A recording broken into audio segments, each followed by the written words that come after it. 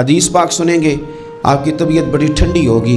میرے نبی پاک صلی اللہ تعالیٰ علیہ وسلم ارشاد فرماتے ہیں کہ جو بندہ سوال سے بچنا چاہے گا، ارادہ کرے گا اللہ میں نے کسی سے نہیں مانگنا، فرمایا جو سوال سے بچنا چاہے گا رب اسے سوال سے بچا لے گا، اور جو لوگوں سے بے نیاز ہونا چاہے گا کہے گا یا اللہ مجھے دنیا داروں کا محتاج نہ بناؤ، اپنی بارگاہ سے عطا فرما۔ جو لوگوں سے بے نیاز ہونا چاہے گا اللہ لوگوں سے بے نیاز کر دے گا، اور فرمایا جو صبر کا ارادہ کرے گا اللہ اسے صبر کی توفیق بھی عطا فرما دے گا۔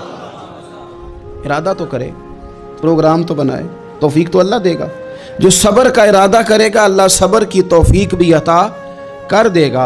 اور حضور صلی اللہ تعالیٰ علیہ وسلم فرمانے لگے یاد رکھو کسی بندے کو جو بہترین تحفہ دیا گیا ہے نا، اگر کسی کو کوئی بہترین عطیہ ملا ہے تو پھر اللہ تعالیٰ نے اسے صبر عطا فرمایا ہے۔